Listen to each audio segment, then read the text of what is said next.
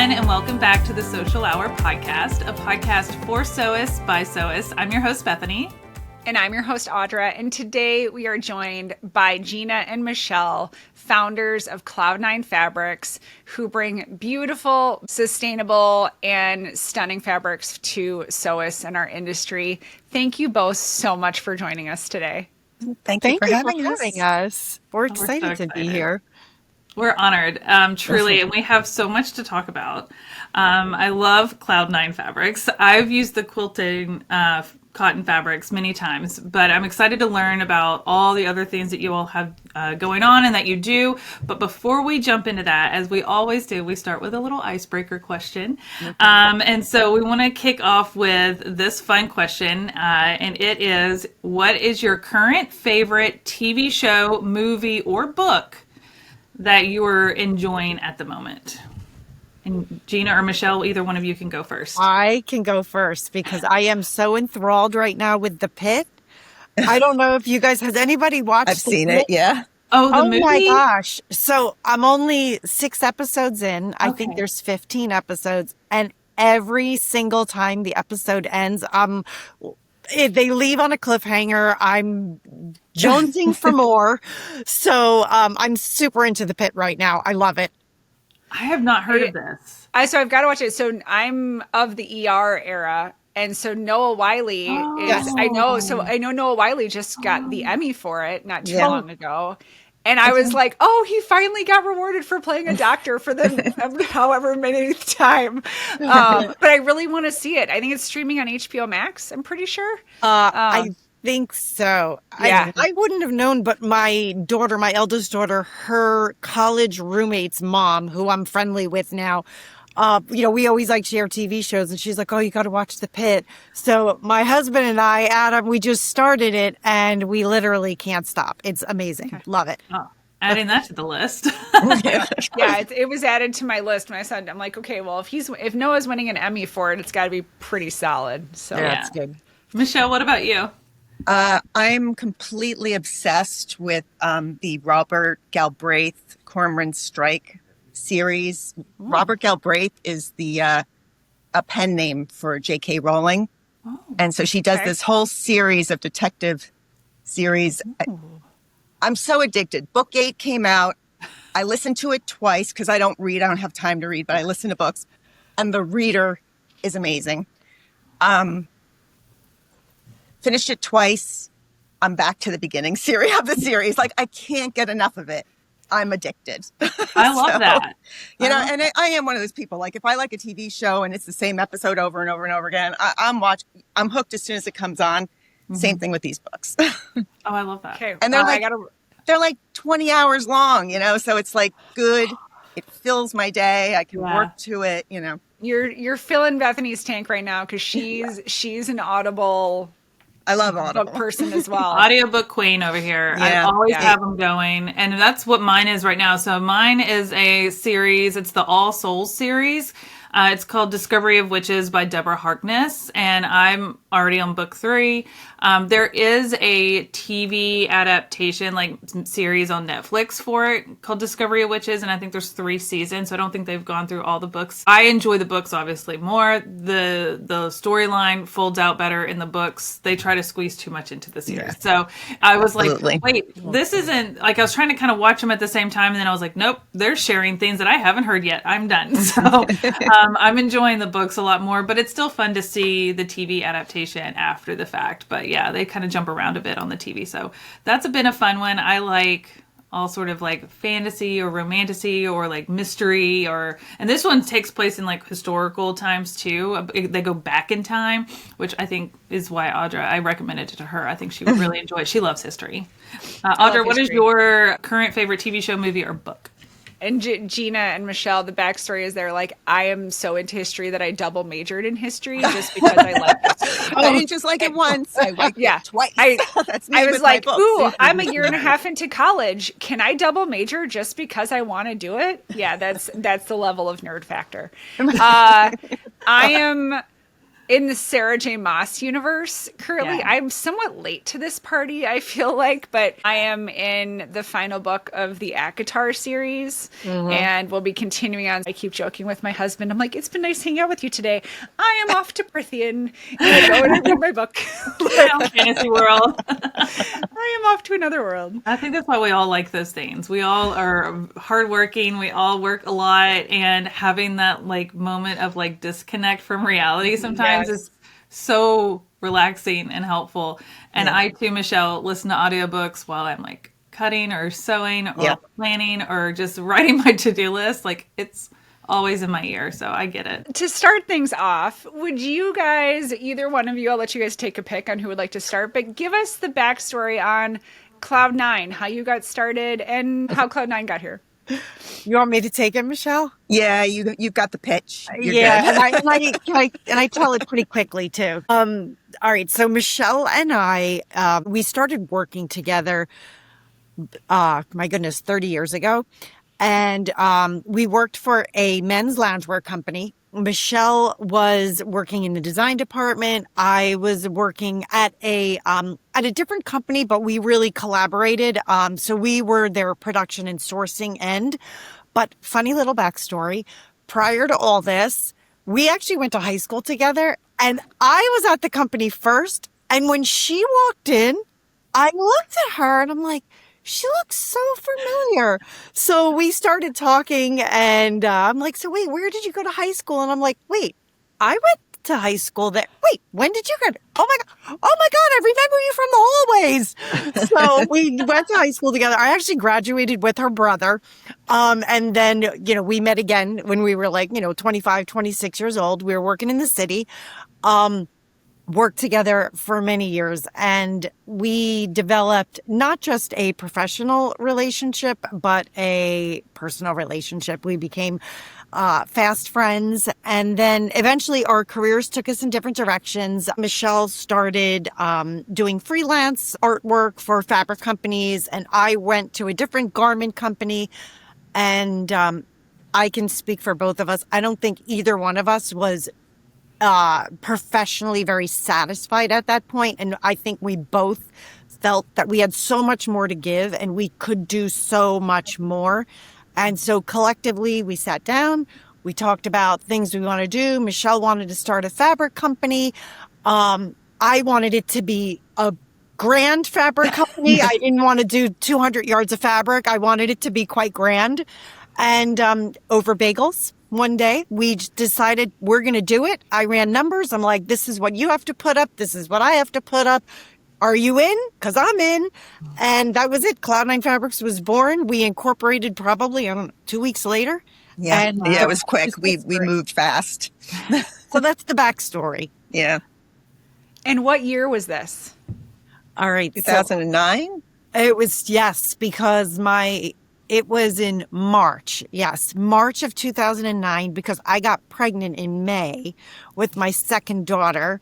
And our first shipment came in, and I'm literally like unloading a truck with like 8 months pregnant. We went to Quilt Market. I was pregnant. So yes, it was right before my second daughter came into the picture. So yeah, 2009. That's amazing.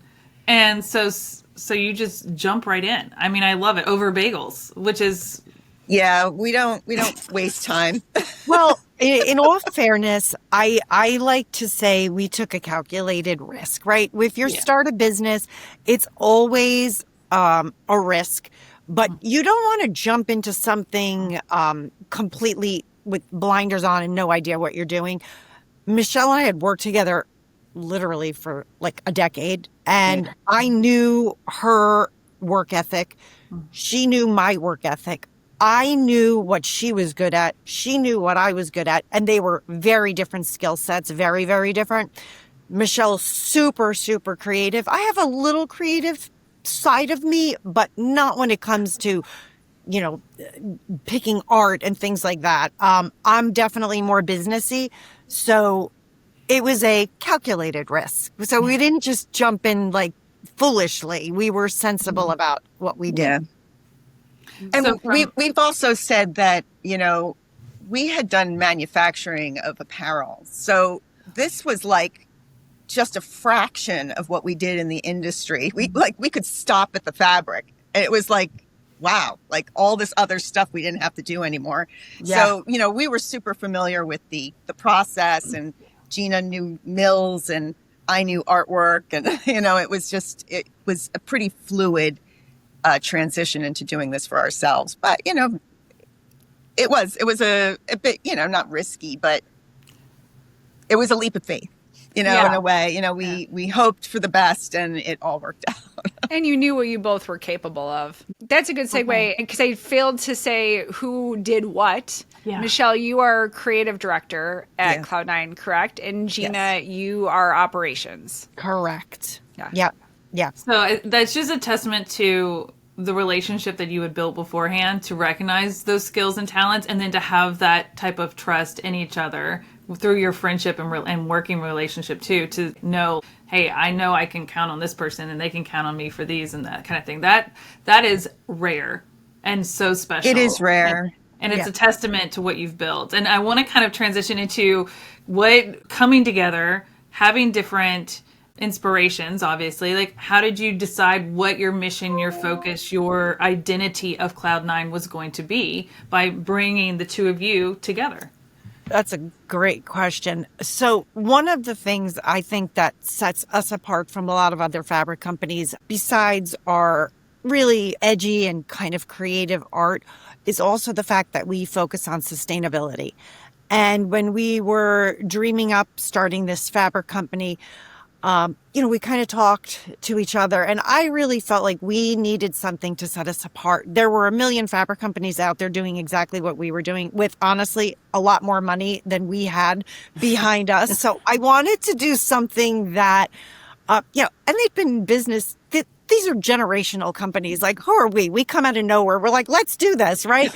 But so we just kind of felt that we needed something to set us apart. We were new moms, and I worked for a garment company, and they were just beginning to dabble in organic cotton garments. And I thought it would be a great idea to bring sustainability to this market. Really wasn't out there in, the quilt and craft industry in any kind of meaningful way. So we felt like that was a way to get our foot in the door and actually have a place there. And one of the other angles we wanted to be, because there was a smattering of organics at the time, but it was like very sage green, dusty rose, dusty blues. And it was very baby oriented, youth oriented. And so our first collection was a nursery collection, and it was a good move, but what we really wanted to do was bring modern style to organic fabrics, because, just because you like organic doesn't mean you want to have this kind of toned down, fabric. So we wanted to bring our aesthetic to the organic world. And Gina and I went to quilt market, 6 months after we started. It was our first quilt market. We had a little tiny booth. And at the time, it was a lot of traditional looking fabrics, and modern quilt fabrics were just kind of making a rise. And we were like this little tiny oasis of blue and lime green and, peachy pinks and, just a kind of funky little style that we had then. And we got noticed. We got noticed big time. I love it. So where did the name Cloud9 come from? Where did that Michelle, that was you. Yeah, I think I must have come up with it.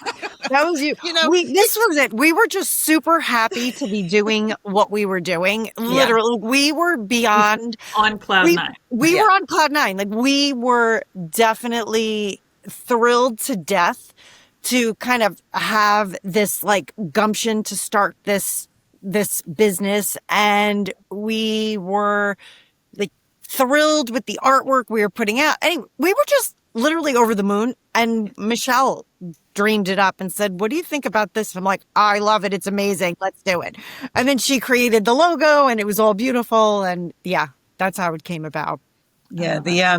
It's just about optimism too, so we just want to be positive about what we produce and what we put out into the world. And, I love that. That's wonderful. about 15-ish years in now to Cloud9, have you had any big aha moments or turning points that you've come across yet? Aha moments or turning points. Let's think. Well, that's a tough one because there's a lot of like I always kind of say stay in your lane. Like we know what we do, we try to stay in our lane. So it's not like, oh, aha, we're going to deviate and all of a sudden we're going to do this or we're going to do that. I mean, we kind of do stay in our lane. We've come to the realization of late, like since we about 3 years ago, 2.5 years ago, we sold our business and we were acquired by Ocean State Innovations. And that really prompted us to increase our offerings. So we were kind of small and we were doing, 1, 2, maybe if it was a big month, 3 collections a month, maybe. But really, I mean, we were doing maybe 18 collections a year. And partnering with them, we've kind of came to the realization that we needed to put more out into the market. And one of the other things that I think was really helpful for us, and I can speak to this because I just got back from Kansas and all the shops were like, your boards are amazing and your projects are wonderful.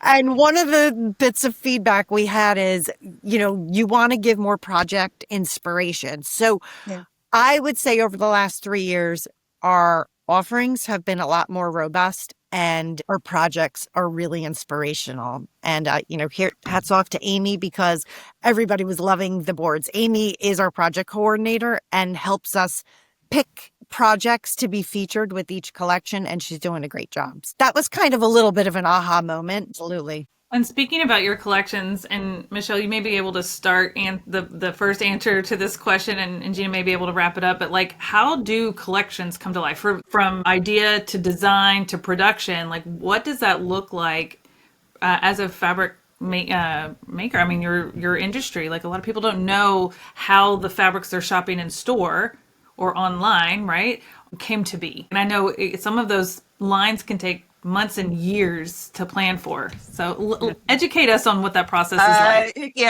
It is actually quite spontaneous process. To just go back a little bit though, I'm only going to speak for us because I really don't know how other fabric companies That's fine. do anything. Every release that we have, I'm actually trying to work a little bit in advance now. So I've already got ideas for things that are for the next release and the release after that. I'm trying to plan in advance, but that's really all it is. It's like, I see something, I like it, I, solicit, we have an agreement, I get the artwork, we refine the artwork for our particular market, we get approval on that, and then it goes into production. It goes into the presentation boards and it goes into production. That's the quick and easy way to describe it, but it happens pretty quickly. There's not a lot of development for artwork. I'm trying to find things that are already mostly developed. And I do that for a couple of reasons, just because of the speed. But also, I don't like to have designers like spin their wheels and spend too much time developing something specifically for us. I look for people who have already kind of come up with a good idea. I might have suggestions on how to fill in some blanks, or we're going to refine the patterns ourselves on our end because it just works better for our product. Sometimes things need a little editing. We recolor, we multicolor. And then we do work them into projects so that we start to understand how they're going to be used by the end consumer. And, then we finalize everything. We go to press, goes into the sales reps' hands. And in the meantime, my team is on the back end producing those fabrics. We send all the artwork to the mills, and then it starts the long strike off process. But we work now a little over a year in advance. So not a whole, it's not a lot of time. And the releases are every 4 months. So I only have about 4 months to come up with 20 collections. And so it's a lot it's a lot in a short amount of time, but it is very quick. And I think most designers don't want to sit on an idea for too long either. Like they just are like, okay, yeah, I'm on it, and so everybody's just very at pace with one another. Because and to your point, it is different for different brands and how they choose to operate and stuff. And some have in-house designers, some have contracted designers, some do what you do, like outsourcing to other things too. So like, it's interesting to hear all the different avenues that can help create these designs that we shop and love. Yeah. So I appreciate you sharing that, because it's interesting to think about planning and designing things even for a year later. Sometimes I don't think people realize that, like, even the calendar is really funky too, because I mean, I've got it printed out because I can never keep track, or a year in advance, but we're planning for a release in January, but it doesn't ship until November of 2026, so, and that is a season of winter into spring. So it's like this kind of weird trying to, be ahead of things, but you can't. Yeah, I've sent out calendars to all my designers saying, if you have an idea for any of these seasons, try to get it to me by this point so we can get it in for the next release. It's a nice machine now. I think that, to Gina's point, since we started working under OSI, they've taught us a lot about increasing the volume of things that we do. And so in order to do that, we need to be more organized and fluid. So it's been successful. Yeah. And even with, so once the artwork is final, I don't place my purchase orders with the factories until, I would say, normally, so what are we in? About 6 months before, 5 to 6 months before the goods are going to start shipping to the shops. That's typically when I pull the trigger and I will place my orders with the factories. Because at that point, to Michelle's point, we get everything out so early, I can get a gauge on how much are we going to need of this. I can project. And again, nobody has a crystal ball, and we always joke that we wish we had one. We never really nice. We all did be millionaires. Yeah, really. But we do our best projecting what the needs will be. And I will say, like, at this point now, we've been at this for 2.5 years, and I think I've got that end of it down where, we're not left with too much. Every once in a while we're oversold, and I'm like, okay, I'm doing a reprint before the original shipment gets in. But, that kind of is how we deal with the order placement with the factories overseas. So we do try to get a gauge from pre-orders. Pre-orders are so important to us. Yeah. So we really appreciate any shops that place their pre-orders, because it helps us know what the demand is going to be. Yeah. I have it's a little bit of a selfish question. What makes a designer stand out? And I think it's a question for Michelle, but I'm an aspiring surface pattern designer, so that's why this is a little loaded. But what makes a designer stand out to you, whether it's someone you see on Instagram or emails you or whomever? Like, what fits that Cloud9 aesthetic that you're like, oh yeah, I think they'd be great to work with? It varies a lot. I have to, and not everything can look the same, right? Like, I have my own personal aesthetic, which is actually not very print oriented. So like, that's me. But I realize in merchandising these releases, they need to have a little bit of everything for everybody at this point. So I do shop on Instagram quite a bit. That's kind of my favorite place, because it's just, people are putting stuff out there, and the way the algorithm is, it's not very linear in time. So sometimes I see things that are kind of old, but it doesn't matter. If I find something that appeals to me visually, I do a little bit more digging. I'll go to their website, I'll go to their Instagram, I'll try to find out what their portfolio is. Sometimes they'll have an entire small collection already done, and I can quickly visualize how that can be expanded into our particular world. So that's helpful. I like to know that people are able to kind of continue to redeliver for different programs and different ideas in the future. But what grabs my attention, I don't know. You just, you like it when you like it. So it's like music, I'm like, I'm into it. I'm not into it. And, something can be so close and you're just like, yeah, I don't know. And it's not personal. It's just, I've got to go with my gut instinct. Everything I do is like very impulsive. It's just like I see something I like it, I get into contact. Then we put it into production. It's like it's just a quick thing, and it's hard to articulate what it is that turns my eye. But I think that customers can see that there is some level of consistency and thought behind that. It's not, I don't feel, and this is just I don't feel like it ever gets too generic, like I feel like we're constantly just finding like something special.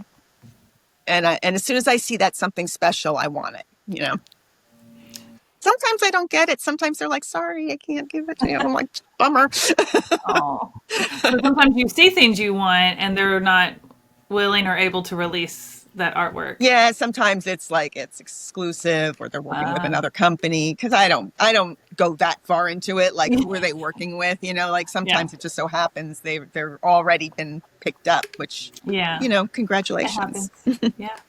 How do you balance between the art and the usability and the sustainability when choosing your fabrics, picking the right prints, but also the substrates that you choose to print onto? Because we kind of hinted at it. I know Audra kind of mentioned it, but you don't just do quilting cottons. Can you elaborate a little bit more on the other types of materials that you do print on for us as well?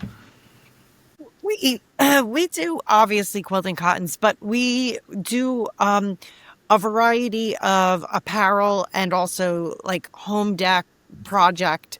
So we do rayons, we do double gauze, we do batiste, lawn, we do a canvas, we do duck.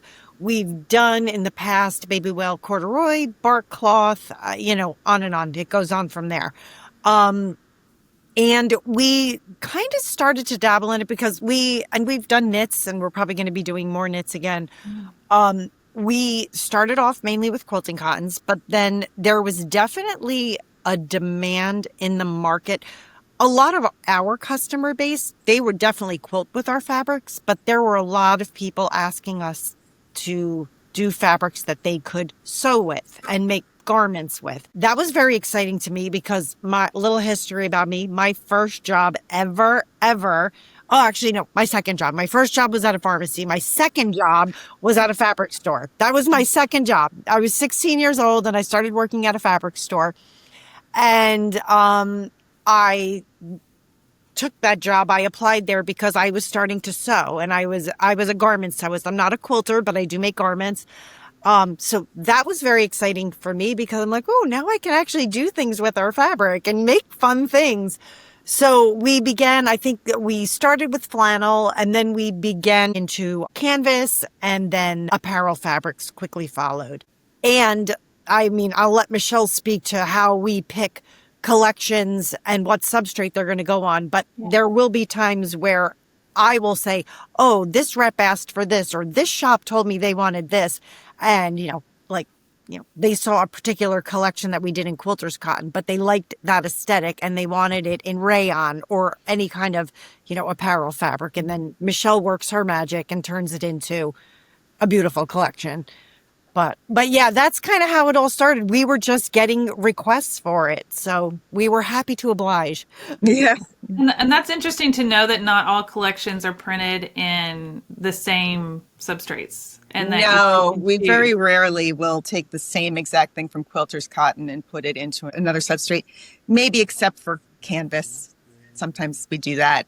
But oftentimes we try to differentiate between the quilters cotton and the other substrates. And even if it's canvas, sometimes we'll enlarge it maybe, so we try to consider how it's used, in quilting cottons, you can, we do have large scale prints. I think in the industry, our prints often are on the larger size. But we definitely want to do different things for different projects, how it's going to get used. Canvas is used differently than a quilting cotton. So, you want to highlight that, right? Like maybe they're, either little things and you want that thing to frame in there nicely, or bigger things, you don't want it to get lost. It's so small that like it's just a tiny little pattern. So, I do definitely give that consideration. And when it comes to like things like rayon, I really try to envision like the kinds of things that people want to wear, and people will make anything out of anything. And hats off. But most people want to wear things they feel comfortable in. So, we try to keep the colors to where it makes the most sense. Blues, blacks, they're great. Sometimes we'll throw in pinks and golds and stuff like that. But we try to really cater to that, the bulk of the end consumer, so that we can really make appeals to them. And then you throw in something extra special, funky or something. And, just for the heck of it, like, okay, you've got 3, rather safe prints. And then you've got 2 kind of, a little bolder prints for the people who are looking for something a little more unique and suits their personality, which is why you sew for yourself. But I still think that most people want things that are, going to suit them. So. Yeah. Well, and that brings me to a question about collections. Like, for those who don't understand what that means, maybe you can define it. And if from what it sounds like, it's probably different for a collection with quilting cottons can be very different in the number of designs in a collection versus some of the other ones with other substrates. When I go and shop, let's say quilting cottons, some collections can just have 5 prints. Some can have 30, and so like how do you decide how much goes into a collection? Do you have kind of a rule of thumb of like a sweet spot for maybe quilting cotton, and then maybe define what collections look like for other substrates? Historically, like when we were just Cloud9 ourselves, I think our magic number was 8 prints in a collection. That's kind of what we were doing for years. But what we have learned since then is that quilting shops tend to want to have a broader variety. They want to have blenders that kind of accent it. We weren't strong into the blenders. We really did a lot of heroes and supporters, but not so much the blenders, just because that's the way it was at the time. But now we do really fit in the whole package, and we try to give people good I call it connecting the dots, like the color connecting dots, the scale connecting dots, the weight connecting dots, so that when people are making a quilt, they aren't just looking at kind of the same thing over and over again, or something that's so contrasting they don't really go together. So there's all this goes into, and this is why I say when I see things from designers, we need to get our hands on it and work it to our, market, so that. And I don't expect other people to know how to merchandise for our market and design for our market. So we do that. And I think we've been pretty successful. But in contrast, for apparel collections or home dec even, those are really like one-offs. Like every print has to stand on its own. So sometimes I'll follow a color theme, like it'll be blue, green, gold, or whatever it is. And then, that'll be kind of like the theme for that particular range in that delivery. But every print needs to be unique, and you don't want to have 2 things that are too similar, or, and sometimes, like we're doing laminated cottons, they're going to be 8 very unique prints. They're not going to kind of tie together at all. That's just so that we can give lots of different people options. We want to make that's a broad stroke, that kind of thing. Whereas the quilting cotton, we're kind of trying to rein it all into some one concept, but the other collections are broader. Typically, not always, there's always different, Gina, if you have anything else to add to that. I was just going to kind of quickly summarize it. I was just going to say our quilting cotton collections tend to be larger, but they are a cohesive group, and they kind of tell a story, and they all work together. Whereas our specialty substrate, you're going to buy 3 yards of rayon to make a dress. You don't need the other 7 prints to necessarily coordinate with it. And sometimes Michelle oftentimes will say, you know what? I don't really think we need 12 prints or 8 prints. I think that we're going to do 6 of these canvases and it's enough. And so sometimes you'll see our specialty substrates collection are very tight, but I think the shops actually love it because they're like, you've already curated this for me. I'm going to take all 6. There's no fluff in here. I need them all. Yeah. Whereas the Quilters Cotton collections tend to be a little bit bigger. Yeah. What are some of the joys and potentially even the challenges of fabric production today? Oh, I'll take that one real quick. The joy. I'll start with the trials and tribulations. When we first got started, and before we had our groove, and I'm talking 15 years ago, we didn't have our trusted partners that we have now. There were quality issues early on. Like, we got our first flannel collection we got in, and it didn't even feel like flannel. It wasn't brushed, it wasn't soft, and we quickly learned, all right, this is not the place we want to get flannel. And we pivoted, and we kind of had to resource things. So there were certain little quality issues along the way. Does that still happen? Of course it does.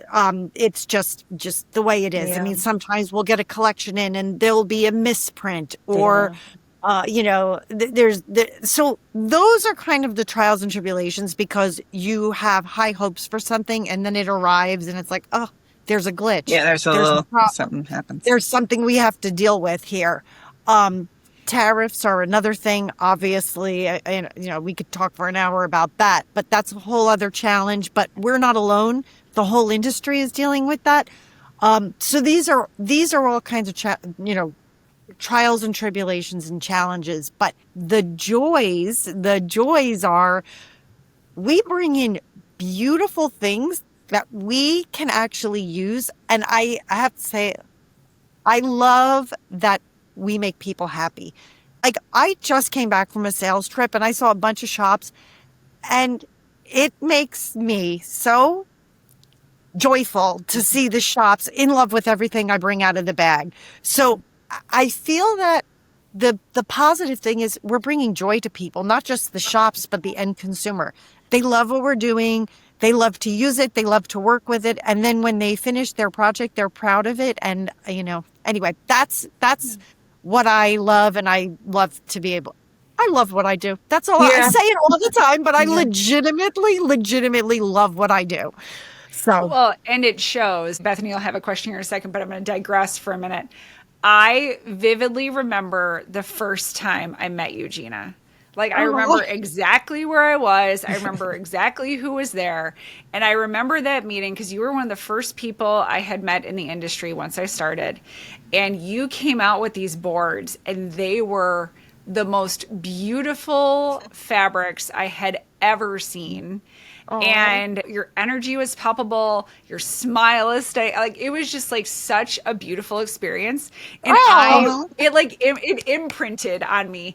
And you've both been some of my favorite people in this industry, just because what you bring is so unique and it shows in your work. And the fact that moment, I remember the seat I was sitting in. I remember everything about that moment. So I get those quilt shops and what they're saying, because I had a very similar experience the very first time I encountered Cloud9 Fabrics. And I remember the board you had shown. I remember this collection. It was one, and it had orange tigers on it. And it was like bright greens and bright purples and bright, it was all these really vibrant colors, and there's like tigers. And I was like, this is so cool. Oh my gosh. Well, that's awesome. Yeah, and it's always nice to hear. Really, really wonderful. And that's what I'm talking about. I love it. And anyway, thank you. That was 5+ years ago. I think 5+ years ago at that point. It has to be, because I feel like I've known you for quite a while now. So it had to be at least that. So I'm not shocked, because what you guys do, your love for what you do shows in your work. Yeah. And so I'm not surprised the quilt shops feel that way. I know. And this is my first time obviously getting to meet you all, but I feel like I've made new friends. But I've been a big fan of Cloud9 Fabrics. So when Audra said that you all wanted to be on our podcast, I was over the moon excited to put faces to fabrics I've sewn with. And I just wanted to, because I keep pointing over here because I have fat quarter bundles of Cloud9 Fabrics in my displays that I'm like, I can't touch them, they're too pretty. And I always have them on display, but use it. Yeah, use it. I will I'm a user. But they, you know how like you find fabrics and you're like, I need that in my life. One day the right thing will come along and it will just be a match made in heaven to use these fabrics for. So there are special ones that I just waiting for the right project. I want to briefly talk about your collections. You talk about your designs and your bolds and all of those things, but you also have a stunning, very vast line of solids. And I love to highlight that because as someone who does a lot of foundation paper piecing, I like to use solids. That's why they're over here, is because they're like solids that I'm like, it's the right pattern, it's the right design for that I want to use them for. But talk a little bit about your solids, because your solids are stunning, and you know, not all solids are created equal in collections. And I just wanted you to talk on those because they're some of my favorite things.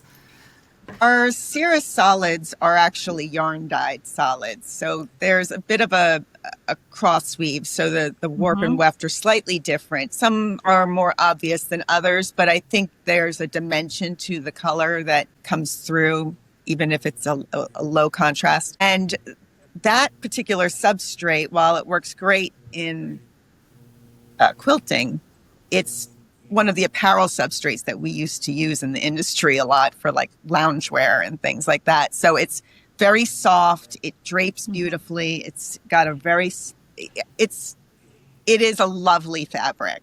And so I think that it has a broader appeal than, you know, traditional 68 squares or something. We used to have a much broader spectrum of colors, but now we're like down to like whatever, you know, the main core of things. But the other thing that we've done, and this might be something you're still talking about, is our glimmer solids, which have threads of metallic yarn in it. So sometimes it's gold or silver, depending.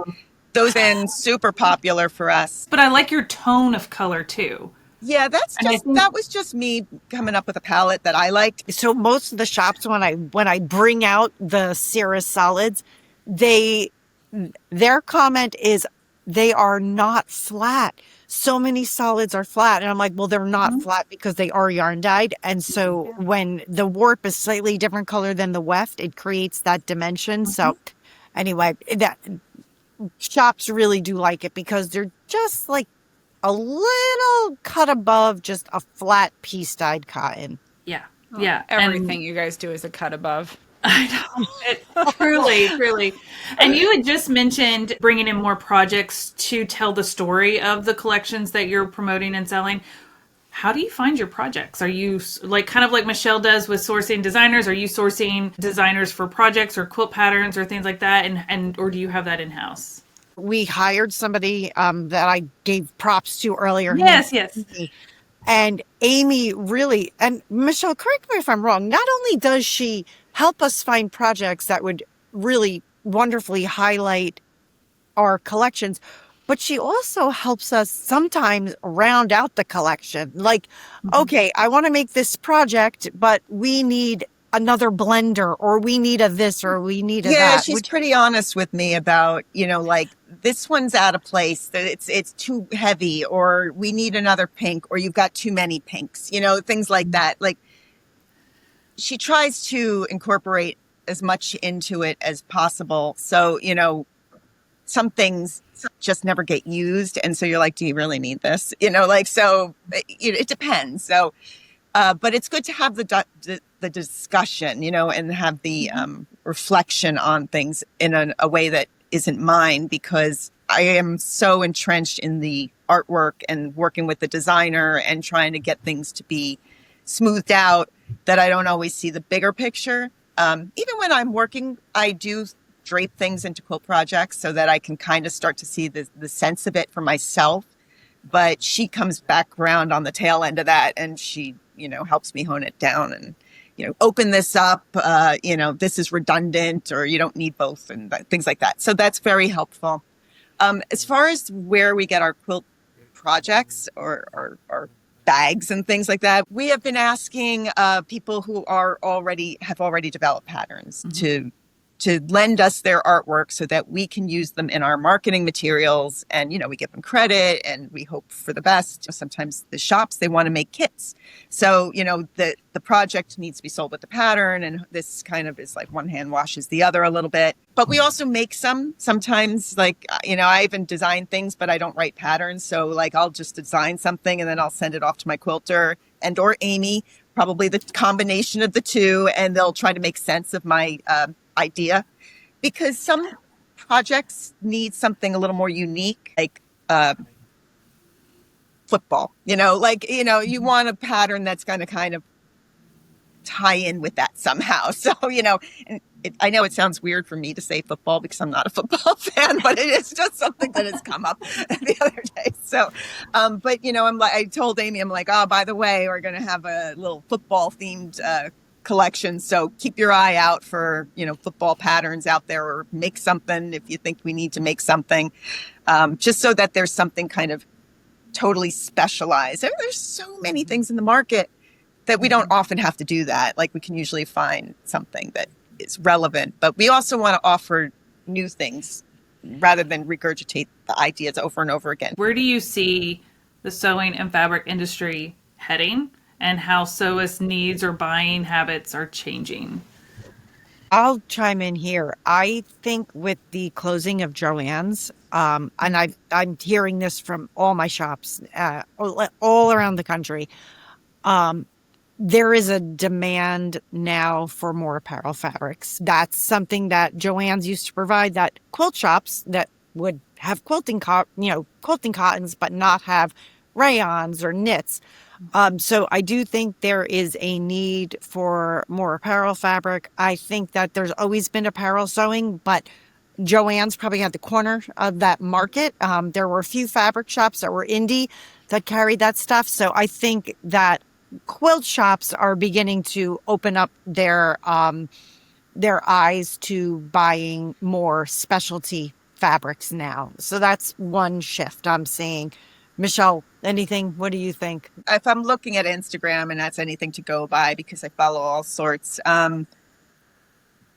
there is a bit of a movement, I guess, with the economy the way it is, to kind of reuse and use that stash and reuse clothing and reuse this and reuse that. And I think that can appeal to a lot of people, but I think most people still just want new fabric. It's like their treat, for being good. Like, oh, I sewed something with some old fabric, or I cut up an old shirt and I used it, but now I, deserve to get something new. So, I know. I used a fat quarter bundle, so now I should buy a new one. Yeah, exactly. So, or I did that really hard, like, adulting task of like scheduling a dentist appointment. I deserve a layer cake. It's better than buying actual cake, right? So I'm going to get a layer cake. Like that's why we call them after desserts, right? Or did I just misinterpret that? I don't know how much that actually translates into the business end of things, but I know that that's what the chatter is. The chatter and the reality don't always mix, because I don't know, we're having a lot of success right now. So, people like what we do. And, to our credit, when we came out, we were in that recession and our fabrics were super expensive at the time. They were like $16.25 a yard retail. Like it was crazy high because they were organic and people wanted them anyway. Like if they were going to spend their money, they wanted to get the best, right? It's now the time, like when things get a little tight, you just want to get the best. And I feel like people consider us that, which is really nice, and I think that that's been something that helps propel us quite often. What advice do you have for small businesses or small fabric shops or quilt shops when working with a fabric manufacturer? Wow. Okay. That's a loaded question. I can only speak for us and what I think we do really well and what I would say this is important to look for. I hear lots of backstory, not good things about customer service. So my big thing is we're not a big company. We're a smaller company. Every order is important to us.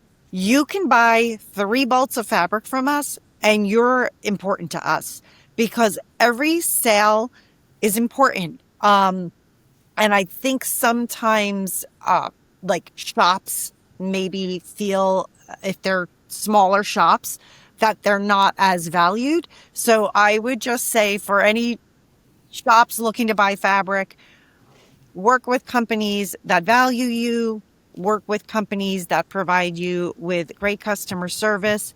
They stand behind their products. I mean, if you have a problem with a product, you guys paid for that. If there's an issue, you need to bring it up to the people you bought it from, and they need to stand by their product. So I'm a really big one, and Michelle knows this. Customer service is one of my number one priorities. So the quality of the fabrics and our customer service. And I'm going to give a shout out to all the other ladies because we already talked about Amy, Rocio, Lindsay, and Wendy. They are like the team behind the scenes and they're phenomenal. And anybody that knows Rocio, because most of the shops speak to her often and they know her, she is wonderful. And you couldn't ask for a nicer, sweeter soul to have to deal with. And so I would just say find fabric manufacturers that are going to support you and value you. That's it. That's it in a nutshell. That's what they need. And from a consumer standpoint, if our listeners wanted to get your fabrics, whether quilting, cotton, obviously a lot of shops can carry that, but we were talking about the canvases and the garment fabrics and apparel fabrics and things. Where can they source or find local or online sources to purchase and shop your fabrics? On our website, we have like a where to buy section, and we try to, it doesn't get updated all things all the time, but as things are released, anybody who's put in their pre-orders or is getting, has their orders on that first release of the collection will be listed on the shop list. It's by collection. We can't pinpoint which fabrics they bought. Like within the collection, some buy all of it, some buy some of it. A little bit of the work is going to have to be on your end. If you find the name or the style number, you can probably Google it, and that might help you find it through shops. But I think our where to buy tool is pretty useful. Yeah. Our where to buy tool is great because you can just say, okay, I'm in Kentucky. What shops in Kentucky carry Cloud9 Fabrics? And bam, you can get every shop in Kentucky that has bought our fabrics. But then if you want to get really specific, you can start searching it by collection. So if there is like, oh, I really need the Canvas Collective and I'm in Kentucky and I want to see it in person, where can I go? You can search it that way as well. So it's a very useful tool. I know we kind of talked about a Spool School segment and that being some sort of insight or advice to share. And I know you kind of shared some things already for like shops working with manufacturers, but do you have any words of wisdom or anything that you would like to pass along to our listeners, whether they're a small business owner, a shop, a consumer, a sewist? If you ever see anything that you like by us, you should tell your local quilt shop. I mean, those kinds of words go far, and that kind of support is really helpful for our kind of business, our smaller business, because we have distributors and we're in there with everybody else, but there's bigger companies out there, and a lot of people just kind of naturally gravitate to that. But if you ever see anything that you think you'd like to see in person at your local quilt shop, you should let them know. And, they should be willing to listen to you. They do, but that is that like kind of groundswell up the chain is a positive thing for us, and it allows our stuff to be in people's hands, like in person. And also tag us on Instagram, like Cloud9 Fabrics. Do that, Cloud9 Fabrics, if you've used our fabric, because we always love to see what you make with our fabrics. And there are a lot of amazing things. So we don't really have the ability to share everything back, but we definitely want to see, and it definitely makes us feel good. And it actually helps me to know how people use our fabrics. Michelle's research study. Always tag Cloud9 Fabrics. We always wrap up our episodes with the "You love to see it," and we go around the table and talk about things we're loving to see right now. And who would like to go first? There's something I love, and it's not sewing related at all. Doesn't have to be. Okay, so everybody knows my favorite child is my dog. And my daughters know this. So I have a golden retriever. His name is Joey. And right behind my house is a little park. And it's become this new thing that twice a week, all the local dogs come to the park. But I have to tell you, like, I love all dogs, but I do have a soft spot for golden retrievers. And the local dogs, we're joking around. We're calling it a golden retriever meetup because of the 7 dogs that show up, 5 of them are golden retrievers. And it's a free for all and it's insane. But Joey goes out there and he's old now. He just turned 10. Aww. But it's just like golden hour at the park and it's awesome. And I love it and it makes my heart happy. How could that not make your heart happy? I know. Golden is so sweet. Some of my favorite reels on Instagram are the ones with like the golden retrievers because they're just so funny. They are hilarious. Oh my gosh.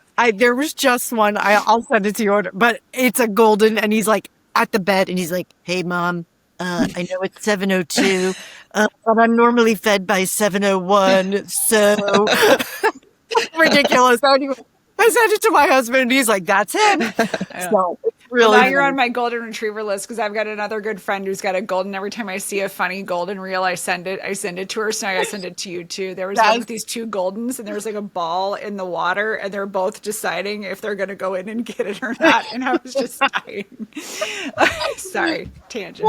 They have such personalities. I had a golden retriever growing up and her name was Katie and I adored her. She was the sweetest, and they just have such deep feelings and emotions that they express.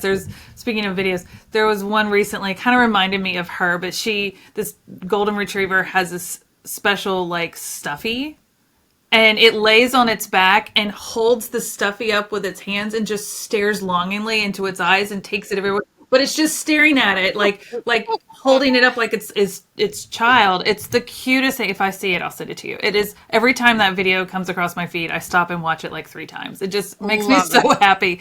But yes. I mean, how can we not love dogs, right? No. We are all dog lovers here. So. Absolutely. I was like right here nudging me. I was like, "You're good." I'm gonna change my "you love to see it" because I see this multiple times in the week, and I haven't mentioned it yet, so I'm going to, since we're on the golden retriever train. Walter and I go walk every morning. Walter is in his bed. He's the all-American brown dog. He's a mutt of all the things. And we go on our walks in the morning, and there's this house I walk past on one of our routes that has a golden retriever. And they let him out about the same time every morning. And multiple mornings, he's outside with his stuffy in his mouth, and he'll bark with the stuffy in his mouth, and he's like, "Woof, woof." It's like all muffled, and he's like in his yard, lumbering along, barking with the stuffy in his mouth, and Walter's just like, he's so perplexed. They're just little children in dog suits. They are. That's right. Little children in dog suits. It is the cutest thing ever. He's just barking with his stuffed animal in his mouth, like heaven forbid he puts it down to say what he's got to say. That's too funny. So I'll make that my "you love to see it." I love it. I love that. Michelle, what's your "you love to see it"? Like I see a lot of things. I love to look at I live in Alexandria, Virginia, and there's a lot of beautiful architecture around here. And I just like going out for walks and finding some little gem or part of the building that is just interesting to me. I don't know. Somehow I got into architecture. I'm not really sure. It's just it makes me happy to see really cool buildings. And it doesn't have to be of that era. Like I'm for any era, as you know, like I love Frank Lloyd Wright too. And I like brutalist buildings. And I just like going out and seeing what,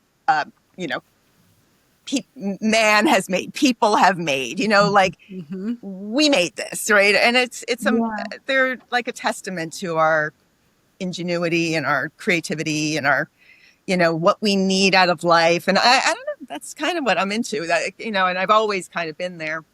It's relatable to the design eye you have for fabrics. Like, that transfers into other areas of your life and other appreciations. It's really neat. Yeah. And I like space. Like I've always been, as far as my typical art, I felt more comfortable doing 3-dimensional stuff. So, being within space and really good spaces it feels so good, like, I don't know. I just love like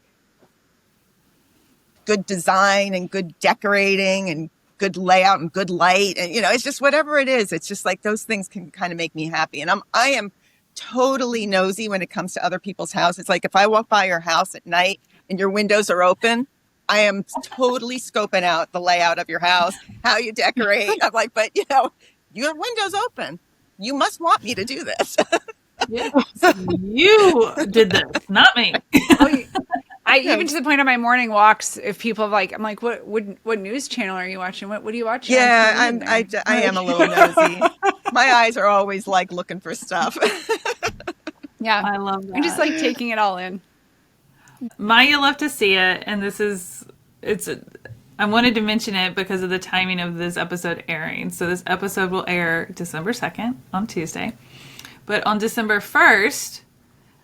In the future from now when we're recording, I will be graduating from a quilt pattern designing course. And so me saying it now in the future is me manifesting that I will graduate on December 1st have a completed quilt pattern that I'll be releasing soon, shortly after. But investing back into myself in a time where there's a lot of things going on and it's a busy season, but knowing that if I can do the hard now, it can pay off later. And so this was something I really wanted to do. And so it's something I'm working through right now, actually. But as of December 1st, I will graduate. So that's great. Yeah. That's wonderful. I like to hear when people go back and take a class on something, and try to, learn something new. It's really healthy. I always want to learn and build my skills and continue to find new ways to connect with the sewing community. Education is a big part of that for me. I love sharing all of my sewing knowledge from all the different types of sewing, but to be able to create a pattern or patterns, and release those and then see those come into fruition that other people have interpreted, maybe with Cloud9 Fabrics or something like that, like to see how they interpret my pattern design in their own way. I'm really excited about that part of it. Because that's that connection that I love so much. Because our sewing community, and I've said this many times, it is so special to this industry. It's not like I don't know that I've ever found this type of community in any other industries. And I just want to do everything I can to protect it. I do. I cherish it so much, and I think it's what makes our industry so special and unique. So, Gina and Michelle, thank you so much for joining us today. It's been really incredible hearing everything from the fabric manufacturer perspective, hearing about how Cloud9 got started. You never know what can happen over a bagel and a big idea. And so that's just what I'm going to do, is manifest the bagel and big idea moments. We need to have some bagels, Audra. I know. As long as they're boiled, not baked. Because that could be we could have a whole episode about the correct style of bagel. They need that boil. And if you don't know what we're talking about, just send me a DM and we'll have a conversation. I usually come home from New Jersey with at least 24 bagels in my suitcase every time I'm out there. Thanks for joining us today. Make sure you follow Cloud9. You can find all of their information in our show notes, and also join us in the Sewcial Sews Facebook group, as well as you can find Bethany and myself and the Sewcial Hour Podcast on Instagram. Next episode will be, speaking of community, a little sewing retreat recording that Bethany and I did with Missy Luukkonen, the little green bean. We're so excited to share that with you all, and that'll be coming up in 2 weeks, so we'll see you there. And again, Michelle and Gina, thank you so much for your time, your insights, and sharing so much into this side of the industry that we've learned so much about. So thank you. I appreciate it. My pleasure. I'm sure Gina's. Our pleasure. Great to talk to you. Thanks for listening. All right, guys, we'll see you in 2 weeks. And until then, happy sewing. Okay, take care. Happy sewing. Bye.